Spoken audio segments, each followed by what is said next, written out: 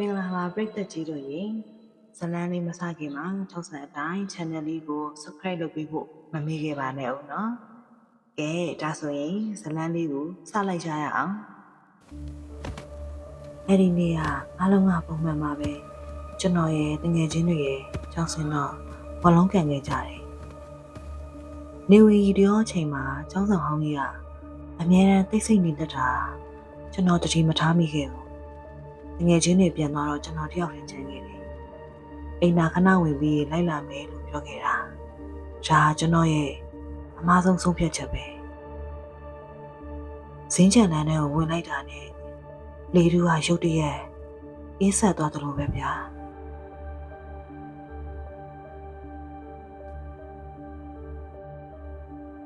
ကျွန်တော်ရဲ့ညက်ဖက်နဲ့တန်ကဇင်းချန်လန်းတစ်ချောင်းပက်တင်ထက်နေတယ်ဒါပေမဲ့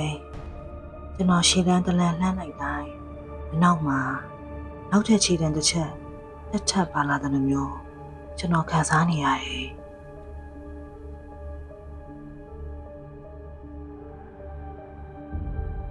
အိမ်နာလေးကိုရောက်တော့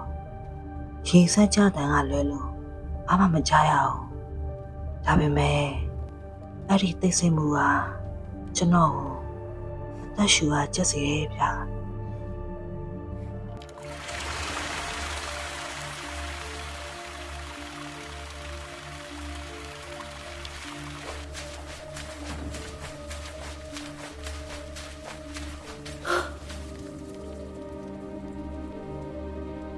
ညနာသေးဘူးမှန်ကိုကြည့်လိုက်တဲ့အချိန်မှန်တဲ့ကကျွန်တော်ရဲ့မျက်လုံးတွေကကျွန်တော်ကိုပြန်ကြည့်နေတာမဟုတ်ဘူးကျွန်တော်အနောက်ကတခုခုကိုကြည့်နေတယ်လို့ပဲအဲ့ဒီအချိန်မှာပဲအပြင်ကနေဝီစီတန်ကိုကျွန်တော်ကြားလိုက်ရတယ်ဒါကာယဆရာရဲ့ဝီစီတန်မှကျွန်တော်သိတယ်ဒါပေမဲ့ကာယဆရာဆုံးသွားတာကြာပြီလေ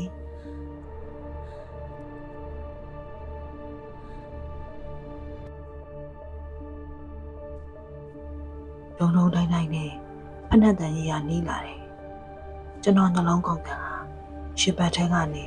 ထွက်လာတော့မတတ်ပဲကျွန်တော်တကားကြားကနေချောင်းကြည့်လိုက်တဲ့အခါကျွန်တော်မြင်လိုက်ရတာကသူ့မှာခေါင်းမပါဘူးဗျာသူကအိမ်သာတကားတွေကိုသူ့တခုလိုက်ထုနေတယ်ကျွန်တော်စီကိုသူလျှောက်လာတော့မယ်ကျွန်တော်ပြေးမှဖြစ်မယ်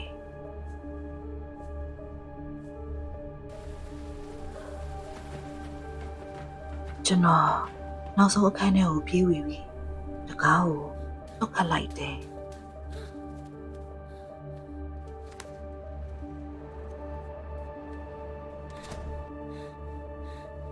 အပေါ်ကနေစိတ်ကြလာတဲ့အရေးတွေက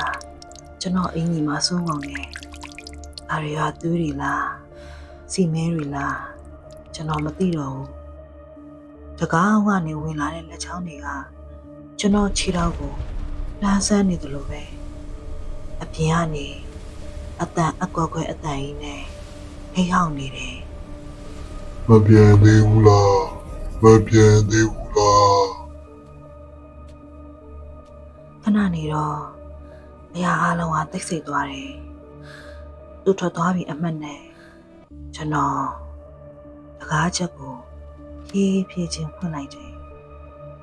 ခြေလန်းတလန်လှမ်းလိုက်တဲ့အချိန်မှာဝီစီတန်းကကျွန်တော်နားထဲကိုကူးနေလာတယ်။အဲ့ဒီအတန်ကအဝေးကလာတော့မဟုတ်ကျွန်တော်အနောက်တက်ရလာတာ။ခင်ဗျားတို့ကျွန်တော်တတိပေးပြစီဗျာ။ညဘက်ကျောင်းမှာဝီစီတန်းကြရင်ဘယ်တော့မှနောက်လည်းမကြည့်ပါနဲ့။